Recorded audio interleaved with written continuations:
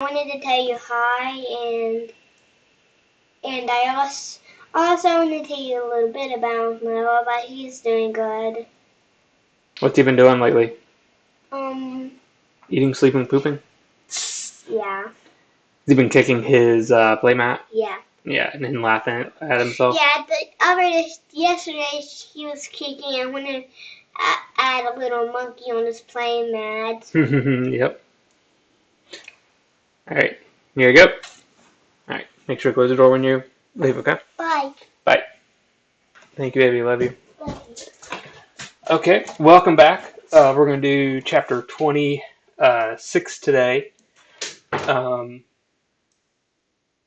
we'll talk about the story. The story kind of repeats.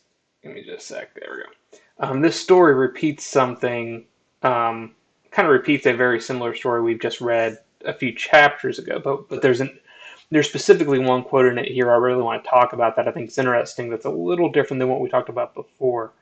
So we're going to focus specifically on one part of this for most of the time. But we'll go ahead and get right into it and start at, like I said, chapter 26 at verse 1.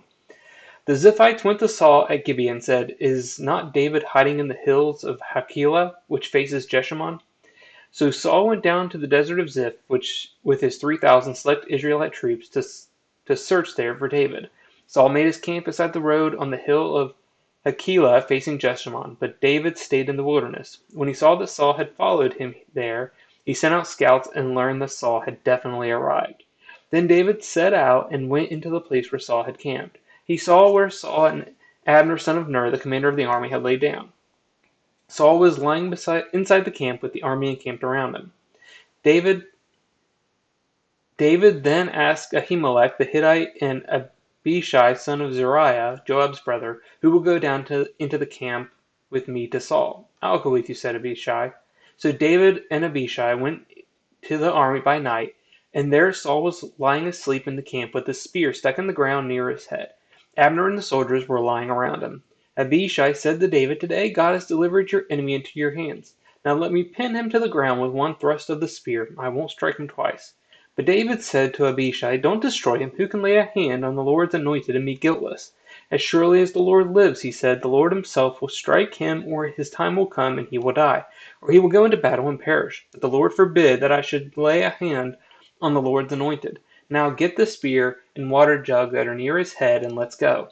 So David took the spear and water jug near Saul's head, and they left. No one saw or knew about it, nor did anyone wake up. They were all sleeping because the Lord had put them into a deep sleep.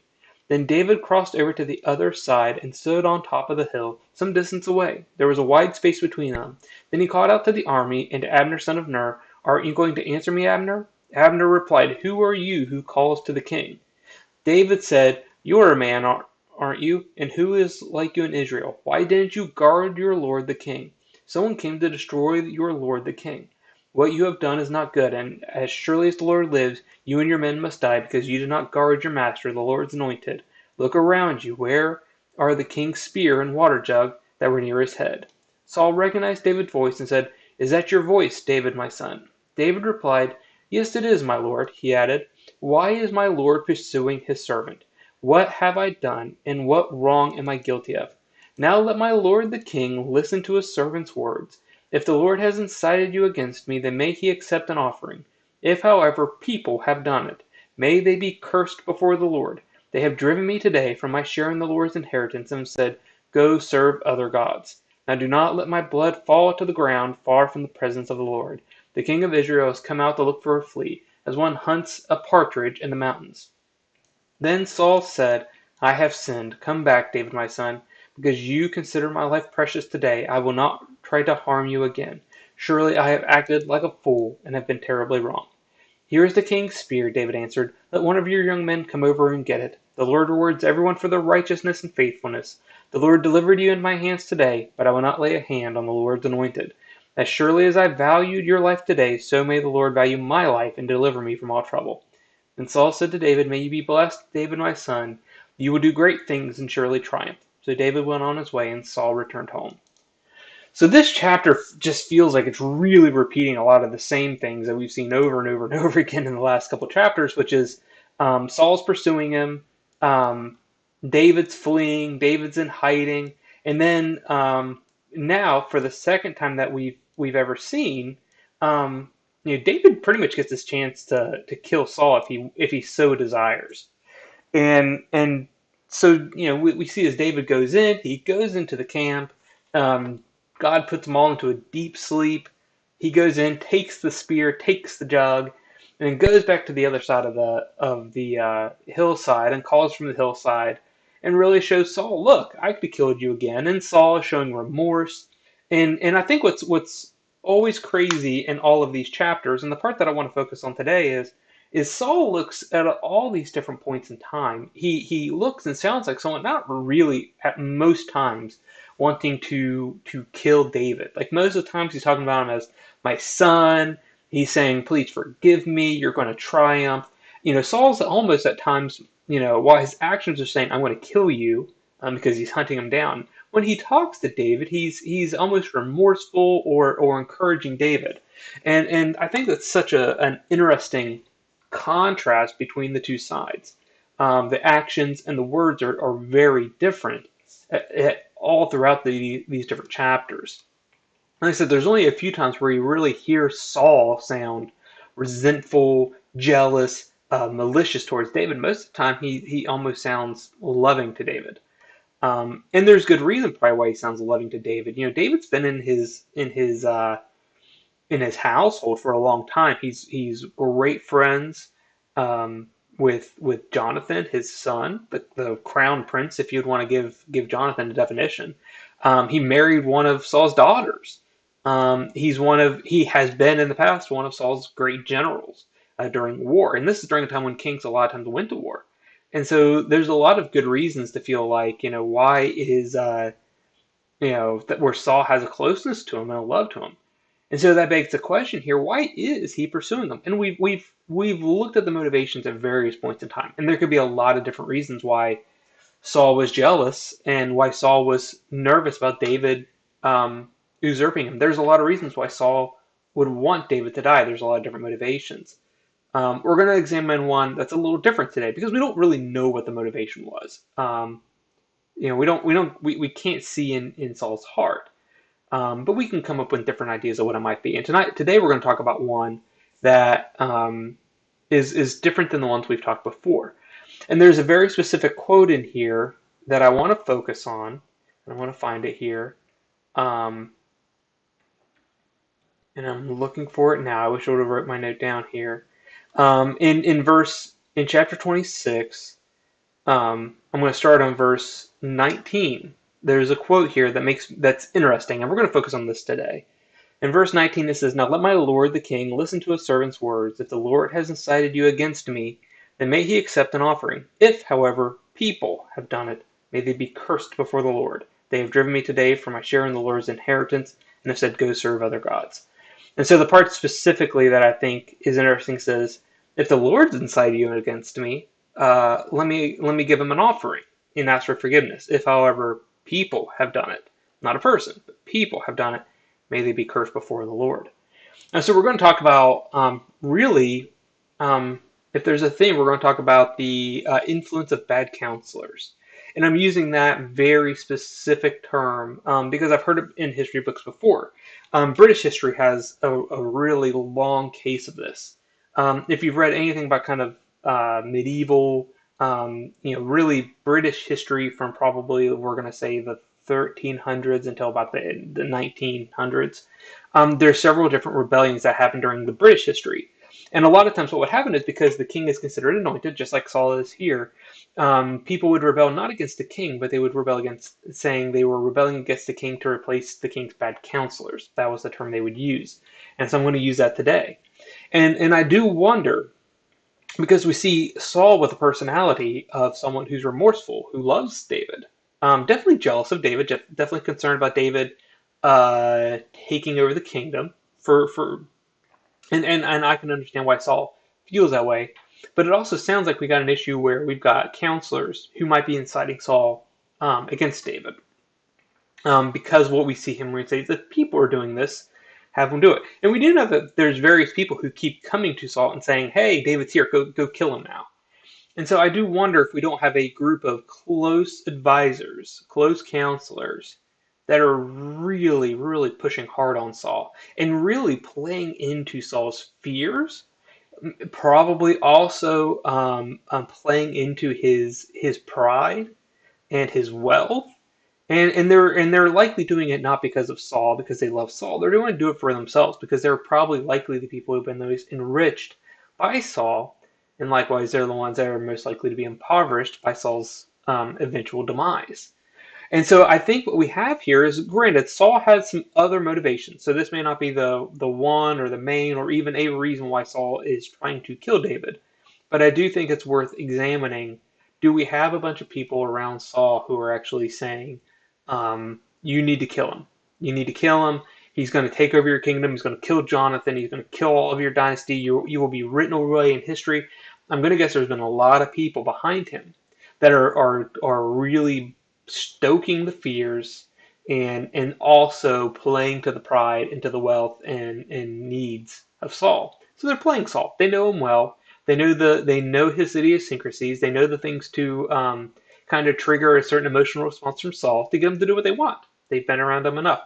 I think that what we see here is this may be part of the case, and what we see is David knows this. David actually knows the various people who may be doing this. So this isn't a secret to David because he says that. Um, I think it's very interesting. So I want to talk about bad counselors because that's a problem that we still have to this day. In fact, what's great and wonderful about the Bible is most of the problems that they see, while this was written thousands of years ago, the problems that we see in the Bible haven't left us. They're still here. They just form themselves in different ways, and they might look a little different. They might wrap themselves up, but they're still the same problems that we have today. We all have to be very conscious of the people that we surround ourselves with, and then we got to be very conscious of the advice that they give. None of us are perfect, and none of us give great, wise advice all the time, nor do the people that are around us. And so I want to give a couple examples. I'm going to give one from history, of American history. George Washington. I've been reading about George Washington in the last couple weeks. And what's interesting about George Washington is very early in his career, he was a complete abysmal failure. Like really, really bad. By any objective measurement, he was bad. He took a group of soldiers into the wilderness. He created a fort called Fort Necessity, and then got himself pretty much obliterated and had to surrender, and almost started the French and Indian War all by himself. He did that, and then later on during that war, continually made mistakes, and then either blamed it on somebody else or just couldn't admit where he made wrongs. Now he had bad counselors in actually the state of Virginia. The government of Virginia loved him. And even though he wasn't, like, for example, in Fort Necessity, even though he was an abysmal failure, they lauded him as this hero at the age of 22 who did these great things. But if you actually look at the records from the British side and you look at what actually happened in the battle, he was a complete terrible failure. But the government of Virginia kept propping him up as this folklore hero that got really expanded around the colonies. Now, luckily for us in America, luckily as history played out, one of the nice things is that for a gap of time between when the war against the French was and the Revolutionary War, he had some time to himself as a private citizen, and what he realized in reflecting was how many mistakes he had really made. And he actually learned from his own mistakes when he was by himself, and learned from them to hopefully do better. And what we see is he grew out of his own mistakes. But what was funny is no one else was telling him of his mistakes. Everyone else was just lauding him. And so that's an example of bad counselors. The public in general was lauding him. The people that he was closest to were lauding him as a hero, even though everything he did was wrong. Everything he did was objectively the exact opposite of what you should do. One more close to home. I love my wife. My wife is a wonderful person. And she doesn't, and she will at times very consciously let me know where I need growth and where I need help. And I love her for that. There are also times where she will be blindly loyal at times, especially from external forces. So, there's been various times throughout my career where, I've made a mistake or I'm having problems or there's an issue at work. We all have them. And there are times when it is objectively something that's my fault, something that I've done wrong. And I'll talk it through with my wife and we'll talk about it. And my wife will say, you might have made a mistake, but my goodness, they've worked you way too hard. You're not paid enough. How it's unfair for anyone to expect you to do everything perfectly. Like she will give me sort of that boosting. And there are times when I need that, and there's times when I love it. There's also times where if that's all I blindly hear and see, where I won't grow.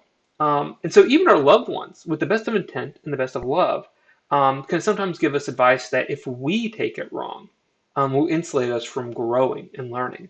And that's really what we see here. And that's the trap of insulating ourselves with people who will only say what we want to hear, and only people who laud us up. Or maybe better yet, like what my wife is, my wife will help me to grow and show me where I make my mistakes. But if I take her advice at times where all I'm hearing is praise or defense of a mistake, and if I take that to heart, I may not actually see the real mistake and grow. And so those are things that we have to be really conscious of in our lives. We cannot just blindly insulate ourselves with praise or defenses of our mistakes. We got to be able to look objectively and hear them. And so there's a couple things that we can take and do to help grow and help learn. The first is to do kind of what Washington did. Washington had some time of privacy, where he was able to actually sit and grow and mature and learn from his own mistakes. He had some time of silence, silent reflection over, for him, years. And as he grew, he realized, man, I really did some dumb things there. And learned, and not just said I made some mistakes, but he also said, what should I have done differently to come to a better result? So some of it's going to be just ourselves with some quiet reflection. There's a really interesting, in the Boy Scouts, there's a Order of the Arrow. It's a sort of designation that you can get about midway through your Boy Scouts. But to earn this honor, you have to do a day of what they call an ordeal. You have to fast during it. You have to do various service work at the same time. And for 24 hours, you're not permitted to speak. You have to be completely silent. You can't talk to others. There's only one person in the camp that you're allowed to talk to if you have an issue. And the idea is they want you to be quiet and they want your mind to reflect and guide you. And it is almost a cleansing bath to only have yourself and your own thoughts, nothing else. And so if you've never done that even for a couple hours or for a bit of time, I would highly suggest, if you're doing yard work or something, you're doing a chore, if your default is to put a set of headphones on, put a game on, put a radio on, put music on. I know a lot of people do that now. I do it now when we're in yard. What I would suggest is give yourself several hours of just nothing but you and your own thoughts. To just kind of reflect on everything that's going on. It's cleansing, and I highly suggest that. Another thing to do is make sure that you're not just insulating yourself with the same 4 to 5, 6 people all the time. Make your circle a little wider. Make your circle a group of people that might not necessarily agree with you 100% of the time, or even 80% of the time, or 50% of the time. Um, the more of a diverse group of people that we affiliate and discuss and have friends with, the more objective uh, understanding we're going to have of ourselves by looking at them. They're going to be a mirror to us based off what they see. And the more people you have, the more angles, the more perspectives of yourself you're going to see with them. And so I think that's another real important part of it. The last one is sort of like what I'm going to say is the Harry Truman effect. Harry Truman made the comment, the buck stops here. And what that means is I think it's really easy at times, especially when we have a group of people at work or at home or in our acquaintances. It's very easy for us to have a group of people um, who help us guide us in decisions, and in some ways, because of the way they have their decisions, or because they're helping us make the decisions, it's very easy for us to defend the decision as, well, they did it. They told me it was okay to do, even though we knew it was wrong. And so sometimes when we have people who are giving us counsel, giving us guidance, if they're helping us make a decision, before we actually do something, we need to stop and say, if I'm the one that owns this decision, if I'm the only one, the buck stops at me, is this still the right decision? Or am I making this decision and rationalizing it because someone else sort of said it was okay? That's kind of what's going on with Saul here. Saul's got a group of people saying it's okay to kill David because he wants to take over the kingdom. But really, Saul, if he stopped and said, the buck stops at me, he would realize what he was doing was objectively wrong. And so, in some ways, when we're talking about the counsel of others, when we're all said and done, before we need to make that decision, we need to do the mind game or do the practice of, if this was my decision, sole decision, with no one else telling me it was okay, is it still okay? And if the answer is in our conscience and in our spirit and in prayerful reflection, if the answer is no, it's not okay, then that's what we need to make that decision. We need to go a different route. So I think those are the three things really to take from this bad counselors. Bad counselors can be a cancer to our growth, a cancer to um, our morality, because they can kind of help us with groupthink, take us down a wrong moral path. And what we see here is in this case, what we see David actually saying in just a hint to the next chapter is David saying, these people are pushing me out of the kingdom. They are pushing me away, and I'm going to have to go and serve other gods. And we actually see in the next chapter he's going to go over to the Philistines. And I do wonder if at times, as we evangelize, as we try to bring more people to Christ, depending on how we're doing it, depending on how other people are helping us to push to do it, or in our group think as a culture at times, how many times have we, in that group think mentality, pushed some people away from God, pushed them away the way that David was pushed, all because all of us together came up with a really bad decision. Um, there's a funny, there's a quote from Men in Black that I actually love, and I'm going to paraphrase it because I don't remember the quote exactly. But there's a quote from Men in Black where Will Smith is just learning that aliens are all around us and there's this secret agency, and Will Smith looks at the other agent and says, well, why don't you just tell people this? People are smart, they're mature, they'll understand. And the agent responds back, yeah, the individual person's smart, but people are dumb, stupid, and overreact, and you know it. And that's actually the case. There's a lot of times where when we get a group of us together at times can create brilliant things, but at the same time, especially if we start reinforcing each other's thoughts and ideas and idiosyncrasies and prejudices, where we can get that group think going and we can come up with some really, really bad ideas. And so I think we got to be really conscious when we're together, that when we're done, are we as an individual still happy with what we actually came up with? Let's pray. Father, thank you for this day. Thank you for a great weekend. Thank you for just all of us that you've given us. Father, let us not let our group think. Let us not together give bad counsel to each other and build sort of our own collective thought group that's not with you. Let us remember, each of us individuals, we're responsible for what we say and what we do, and that while people can help us, we have to be responsible on our own for what our decisions are. Um, Let us always seek wise counsel, but let us always then make sure that wise counsel is in line with what your will is, and with what your law, and what your objectives are. There's a time when groupthink will justify us to go down our own route that we want to go anyways, and there's danger in that.